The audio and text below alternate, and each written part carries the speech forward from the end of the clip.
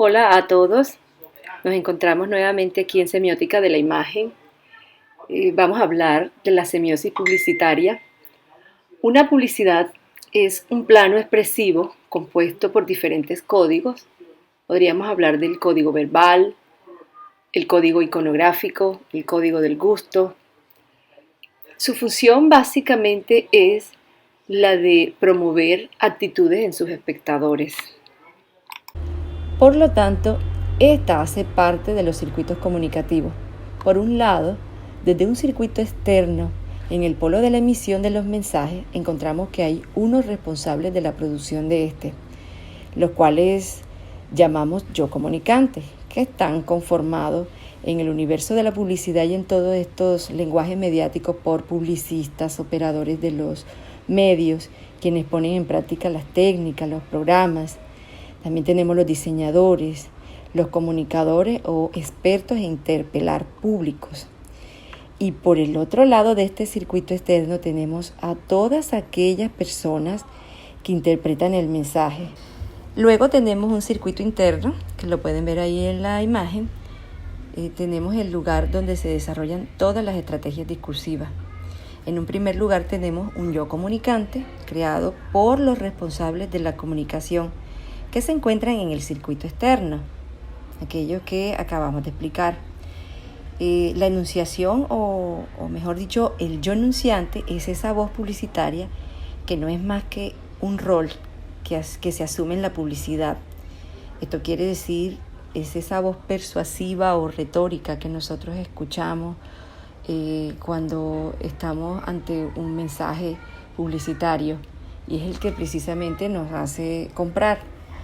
Esa voz que lleva a asumir a cierto tipo de conductas a quienes interpretan la publicidad, convirtiéndose en destinatarios. Por lo tanto, este último no es más que otro rol elaborado por parte de ese equipo estratégico de profesionales que se encuentran en el circuito externo comunicativo. Y las estrategias básicas, como lo dije hace un momento, no son más que la seducción y la persuasión a través de los distintos lenguajes retóricos. Cabe aclarar que si bien la publicidad es la herramienta más poderosa del mercado, la publicidad también tiene otras funciones.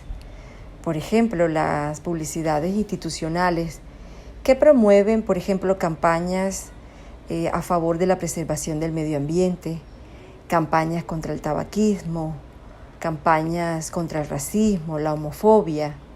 En fin, hay que tener claro que publicidad es promover un pensamiento, es persuadir a tu espectador o interlocutor a que asimile tu punto de vista. Dado que la publicidad está enmarcada en un proceso de producción, circulación y recepción de mensajes, dichos mensajes están constituidos por distintos registros.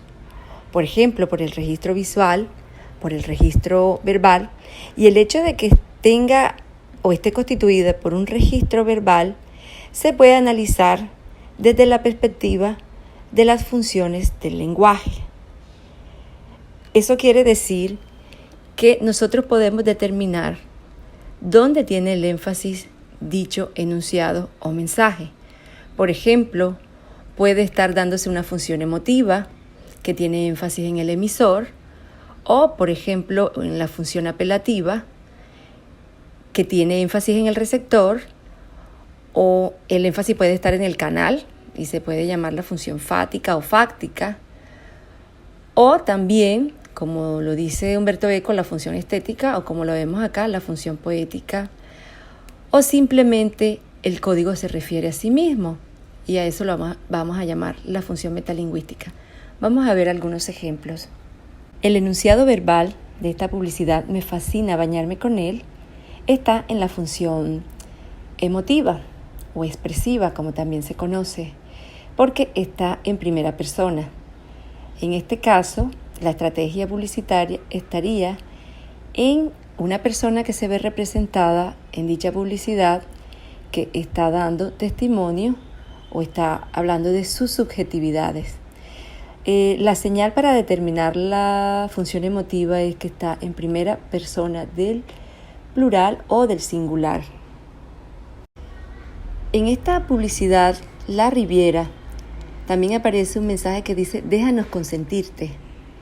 Pero acá, por ejemplo, a diferencia del anterior, ya no está hablando la modelo que aparece representada, que está dando un testimonio, sino que la Riviera es la que asume la voz enunciante, como lo expliqué anteriormente.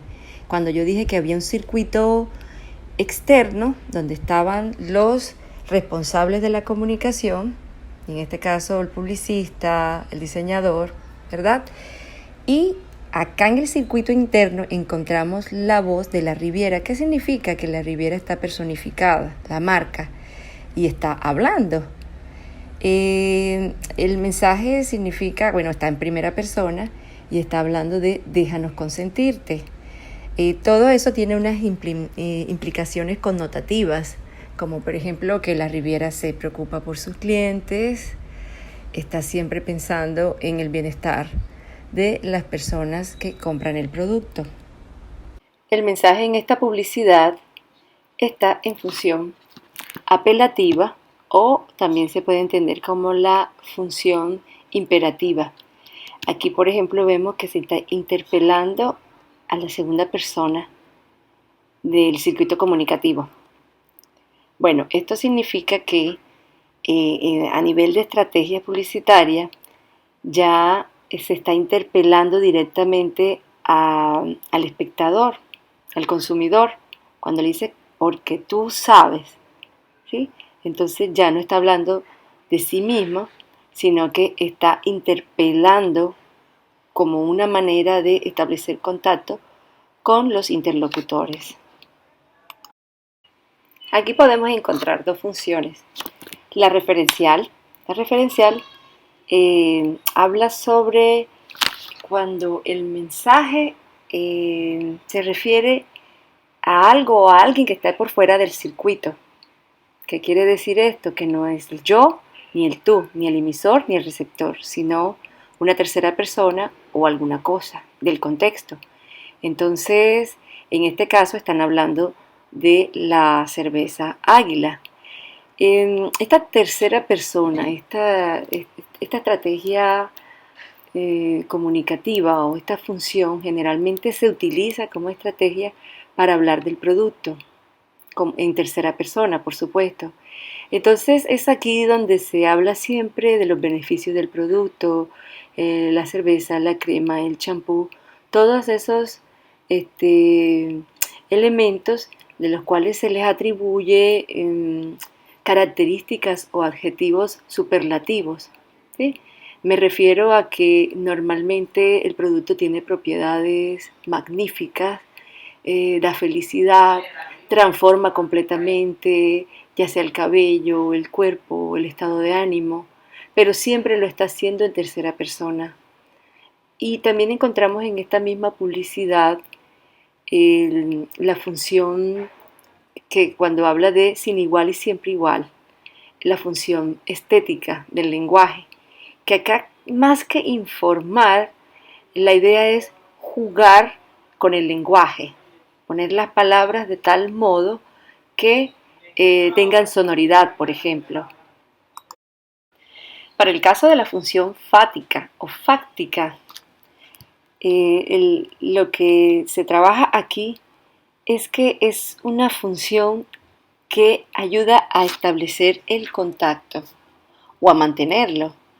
Es cuando uno llama la atención como aparece aquí, cuando uno dice, hey tú, que como estamos hablando de un texto escrito, entonces podrán darse cuenta que está en la parte superior, que está en una letra a un tamaño llamativo, y es una forma de ¿qué? De atraer la atención. Y cuando hablo de mantenerla, es cuando uno utiliza otro tipo de estrategias, como que fíjate bien, escúchame, presta atención. Esa es la función de la acción o del contacto. Entonces aquí en esta publicidad aparece claramente en ese enunciado, hey tú. La semiosis básica de una publicidad está dada a través de los códigos retóricos. En el libro La estructura ausente de Humberto Eco, en el capítulo Algunas comprobaciones, el mensaje publicitario, nos habla del carácter argumentativo de este tipo de mensajes.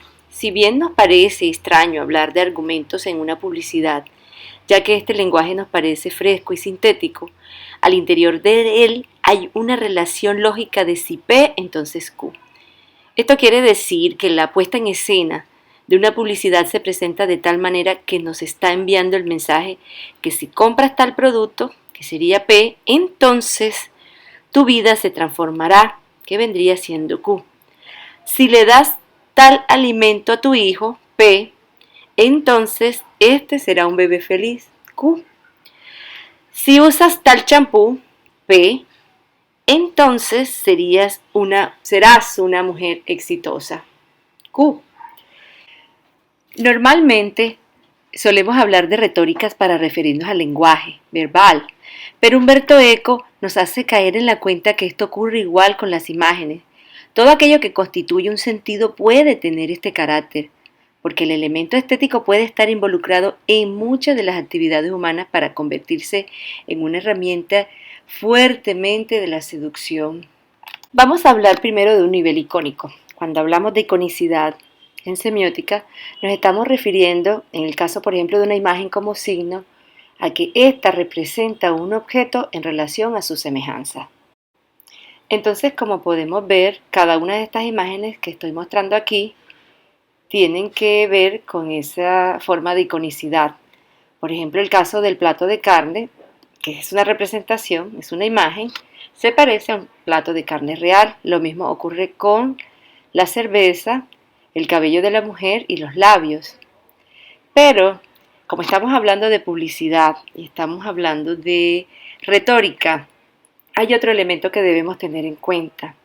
A eso le vamos a llamar un nivel icónico gastronómico, que la puesta en escena de estos objetos que se están representando aquí están puestos de una manera especial, que generen deseo de obtener ya sea la carne, ya sea de tomarse esa cerveza espumosa, pero no solamente se refiere a asuntos gastronómicos esta figura, sino que también se refiere a poner en escena cualquier elemento, cualquier producto, pero de manera que genere deseo.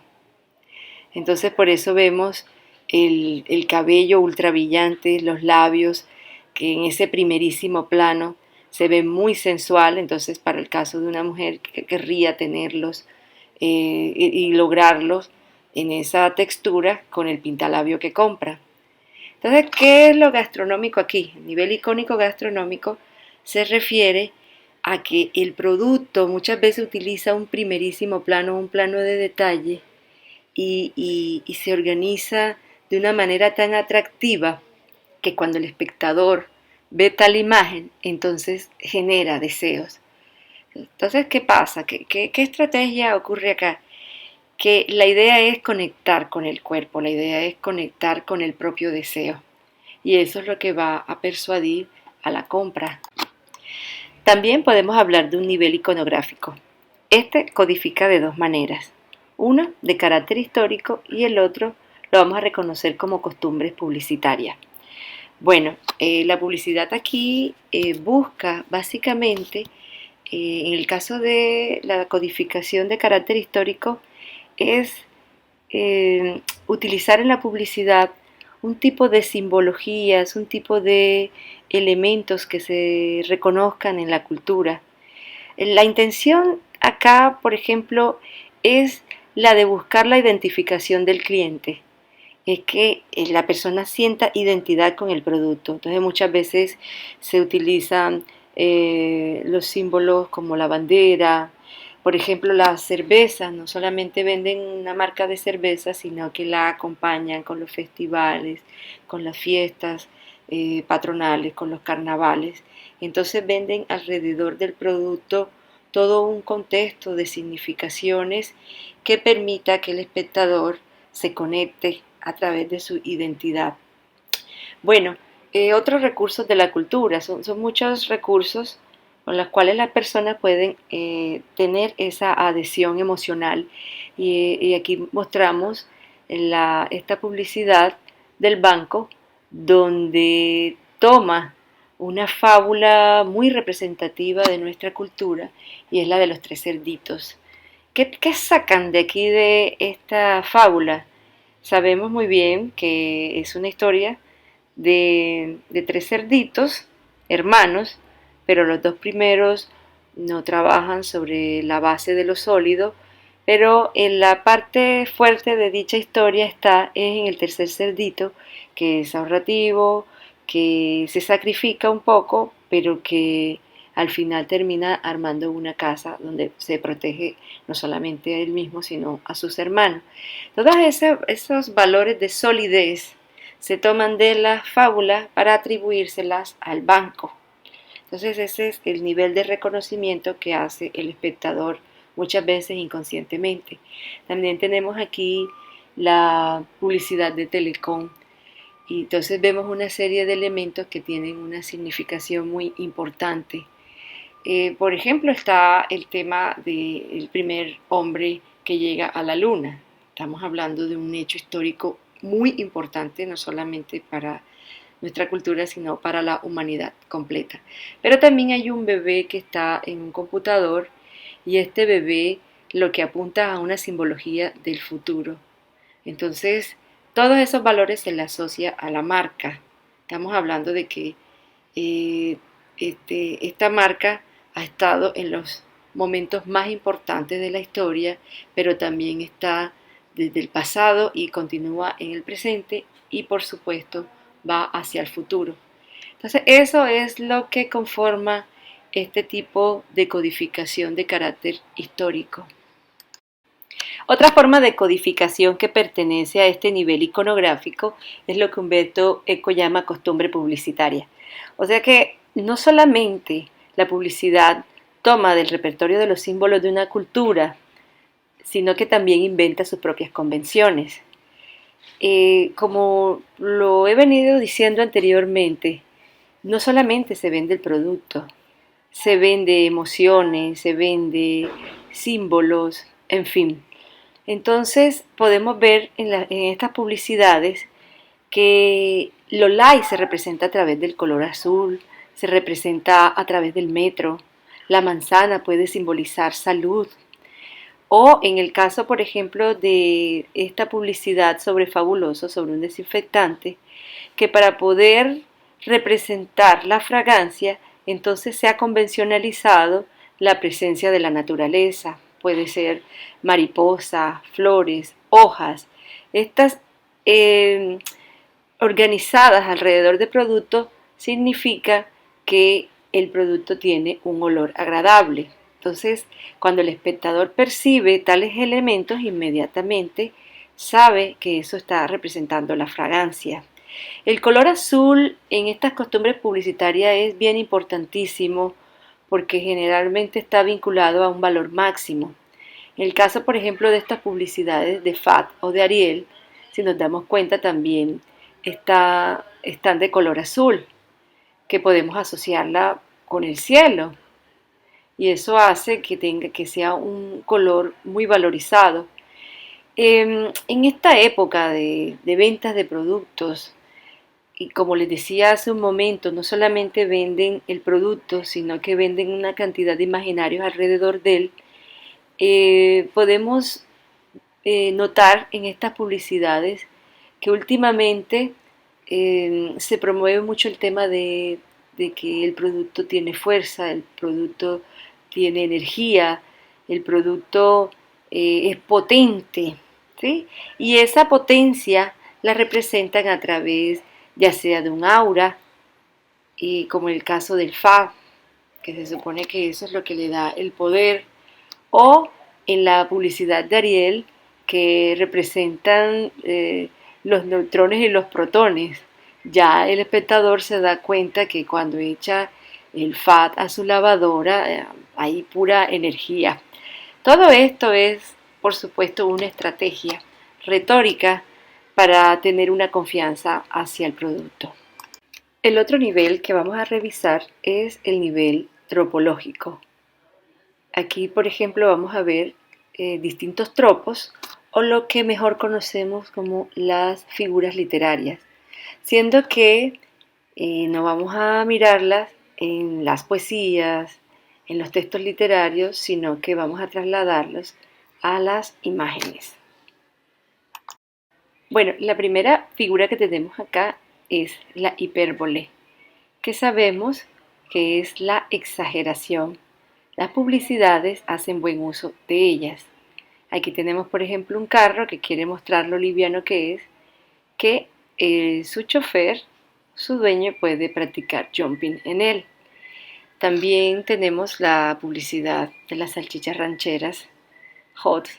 Son tan picantes que necesita tener un extintor de fuego para echarlo a su lengua.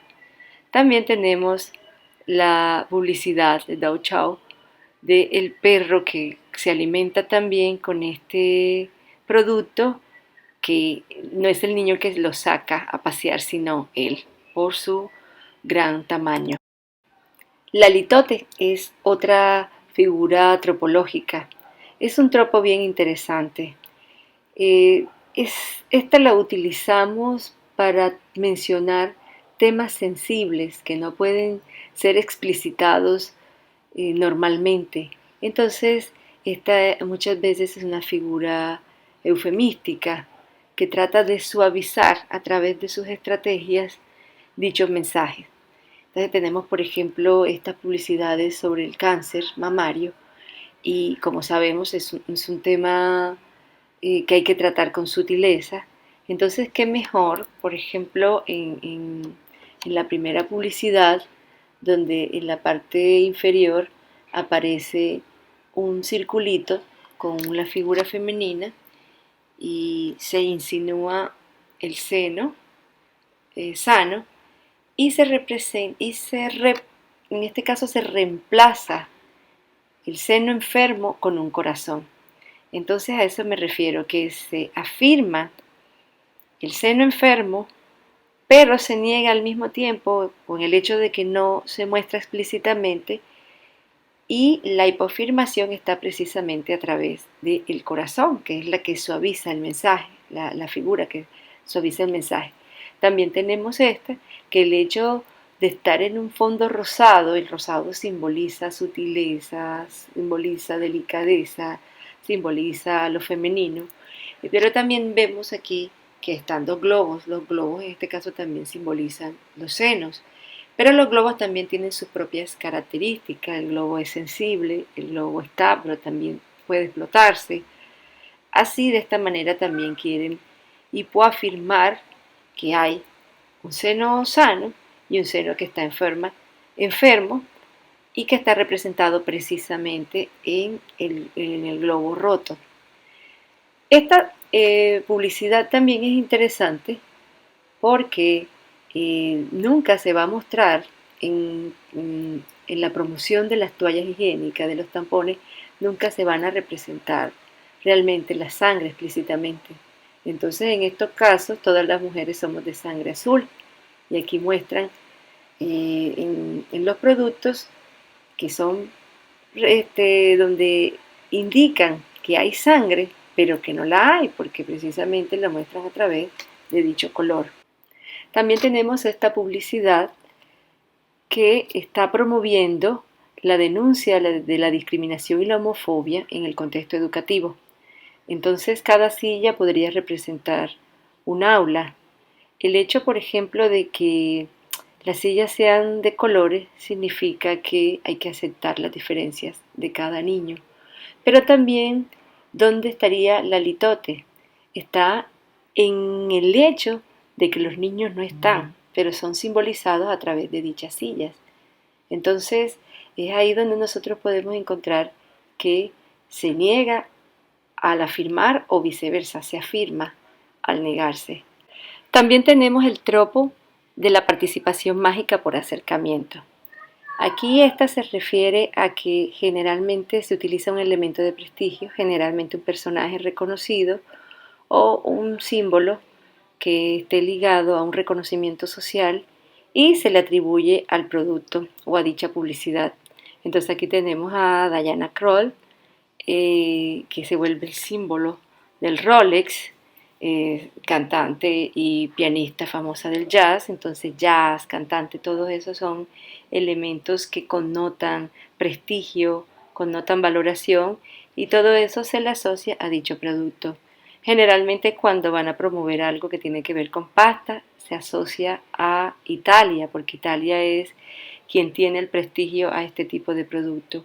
O eh, se representa a una actriz de mucho reconocimiento para promover generalmente un perfume, una marca de vestir, en fin. Entonces, esta trata sobre la asimilación de prestigio de otros. Lo que conocemos como lo kitsch también se puede reconocer como una forma retórica de la publicidad. El ideograma kitsch lo podemos entender como aquello que es la figura de la irreverencia. Entonces, normalmente ocurre cuando dentro de un plano que está organizado, tiene un mundo configurado, un plano donde muestra un universo codificado, es aquí donde se introduce un elemento que no tiene nada que ver para generar la irreverencia. Entonces, por ejemplo, en esta publicidad de Body, vamos a ver que se saca a la Venus del cuadro El nacimiento de la Venus, se saca de su contexto sagrado en el arte, ¿sí?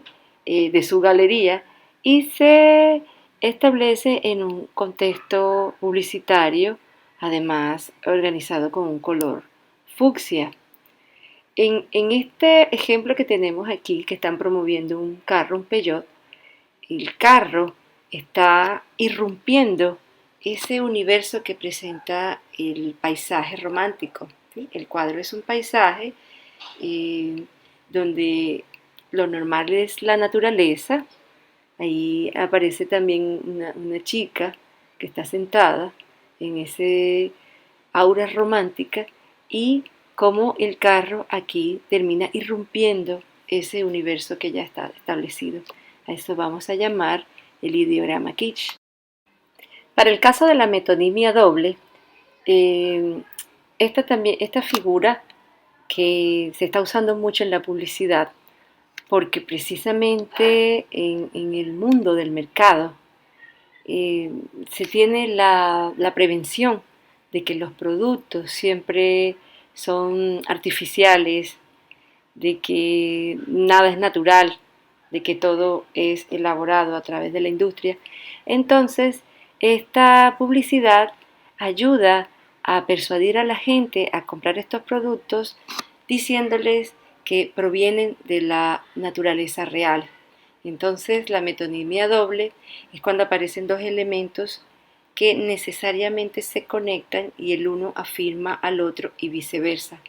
Entonces, en esta publicidad de, de los objetos de cuero, no solamente muestran las carteras, sino que también está en el fondo el toro, para mostrar entonces que el toro es la afirmación del producto y el producto es la contextualización de que ese toro esté ahí. Entonces, ¿qué connotación nos trae esto? Precisamente de que son reales, de que son verdaderamente hechos de cuero. Aquí también tenemos estas barras de cereales que también aparece la publicidad donde explicitan que son verdaderamente hechas de limón, de durazno, de chocolate o de fresa. El hecho de que aparezca el producto, pero también de dónde se deriva, es lo que va a permitir la conexión. Las pastas también, aquí se darán cuenta que aparece la pasta, el producto, pero también aparece su derivado, que son las propias semillas de trigo. Y así se persuade a la gente que los productos que están consumiendo son auténticos de la naturaleza. Bueno, la metáfora no podía faltar aquí. Este es un tropo, el cual se considera que se establece una metáfora cuando se asocian dos elementos que no están vinculados directamente, pero los significados que están alrededor de estos son los que terminan armando la relación semántica. Aquí tenemos esta publicidad sobre un reloj y el mensaje que quieren enviar es que es resistente al agua. A simple vista, la imagen que acompaña la publicidad no tendría nada que ver, pero si la analizamos bien nos damos cuenta que, por ejemplo, el tendido de la cama es de color azul, que en este caso estaría representando el agua, pero también el hecho de que los personajes que están en el acto sexual tienen buzos acuáticos. Ahora, el hecho también de que en pleno acto tengan buzos acuáticos significa que no van a poder hacer nada y eso es lo que representa la resistencia. Entonces es ahí donde vamos a relacionar o abstraer los significados de resistencia al agua en esta imagen. También tenemos el carro que quiere representar fuerza y lo asocian con unos brazos musculosos. Brazos y carro no tienen nada que ver directamente, pero se toma el significado de brazos musculosos para representar fuerza y atribuírsele al carro. Bueno, y también tenemos una metáfora que usamos mucho en el lenguaje cotidiano y es el de que cuando nosotros dormimos nos sentimos recargados, pero hablar de recargado es precisamente la parte metafórica porque nosotros no somos pilas. Y aquí aparecen la pareja que se encuentran en una caja donde se introducen las pilas, que es el lugar donde van a recargarse. El último tropo que vamos a analizar es el nivel antonomásico. Bueno, ¿a qué se refiere este nivel? Se refiere a que la publicidad maneja una serie de convenciones que se establecen en la mente de las personas y terminan convirtiéndose en un modelo estereotipado que equivale para todos los casos. Entonces voy a poner aquí el ejemplo de Leonisa, donde representan a la mujer latina. Cuando hablamos de mujeres latinas, nos vamos a referir a mujeres de Colombia, Venezuela, Perú, ¿sí? Y sabemos que hay andinas, caribeñas, las cuales no las podemos reducir a un solo estereotipo. Pero la publicidad establece un solo modelo, generalmente son mujeres colores canelas, sexy, que están rodeadas de un paisaje caribeño, y entonces ese modelo que se instala equivale para todas las mujeres latinas, aun cuando en la realidad estas terminen siendo de diferentes morfologías, etnias, ¿sí? Pero la publicidad tiene esa tendencia a homogenizar, a montar modelos y a terminar estereotipando a través de estos símbolos. Bueno, las estrategias que acabamos de revisar aquí no son las únicas formas por las cuales se expresan las publicidades, existen muchas otras más, pero queríamos revisar estas que están muy ligadas a los niveles retóricos. Bueno, muchas gracias.